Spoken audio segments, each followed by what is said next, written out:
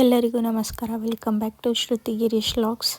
ಇವತ್ತು ನಾನು ಉಳ್ಳಾಗಡ್ಡಿ ಸೊಪ್ಪಿಂದ ಎಗ್ ಬುರ್ಜ್ ಮಾಡ ಅಂತೀನಿ. ಹೆಂಗೆ ಮಾಡೋದು ನೋಡೋಣ. ಇವತ್ತು ಈರುಳ್ಳಿ ಸೊಪ್ಪಿಂದ ಎಗ್ ಬುರ್ಜಿ ಮಾಡ ಅಂತೀನಿ. ಅದಕ್ಕೆ ಮಾಡೋಕ್ಕೆ ಬೇಕಾಗೋ ಸಾಮಗ್ರಿಗಳು: ಈರುಳ್ಳಿ ಸೊಪ್ಪು ಮತ್ತು ಈರುಳ್ಳಿ, ಎಗ್, ಹಸಿ ಖಾರ, ಆಯಿಲ್, ಅರಿಶಿನ, ಉಪ್ಪು.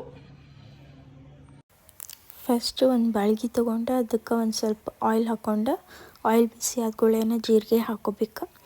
ಜೀರಿಗೆ ಹಾಕ್ಕೊಂಡ್ಮೇಲೆ ಈ ಕಟ್ ಮಾಡಿದ್ದು ಇಟ್ಕೊಂಡಿದ್ದ ಈರುಳ್ಳಿನ ಹಾಕ್ಕೋಬೇಕು. ಈರುಳ್ಳಿ ಹಾಕ್ಕೊಂಡು ಸ್ವಲ್ಪ ಅದನ್ನು ಫ್ರೈ ಮಾಡಿದ ಮೇಲೆ ಹಸಿ ಖಾರ ಹಾಕ್ಕೊಂಡು ಮತ್ತೊಂದು ಸ್ವಲ್ಪ ಫ್ರೈ ಮಾಡಬೇಕು.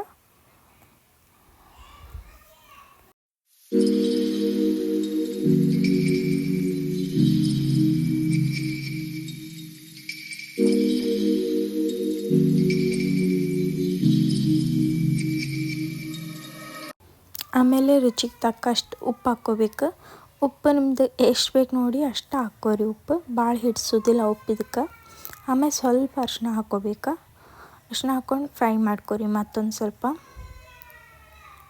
ಫ್ರೈ ಮಾಡ್ಕೊಂಡ್ಮೇಲೆ ಅದನ್ನು ಈರುಳ್ಳಿ ಸೊಪ್ಪು ತೊಗೊಂಡಿರ್ತೇವಲ್ಲ ಅದನ್ನ ಹಾಕಿ ಫ್ರೈ ಮಾಡಬೇಕು.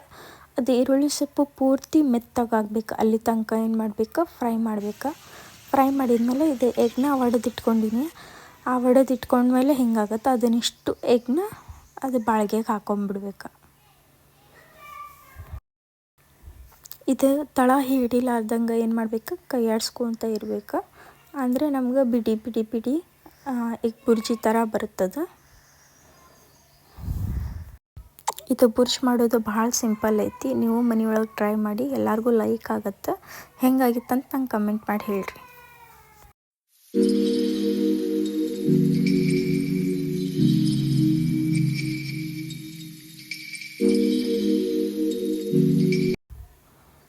ನಮ್ಮದು ಫೈನಲ್ ಆಗಿ ಹೆಂಗೆ ಕಾಣ್ತೈತೆ ಅಂಥೇಳಿ ನೋಡಿರಿ.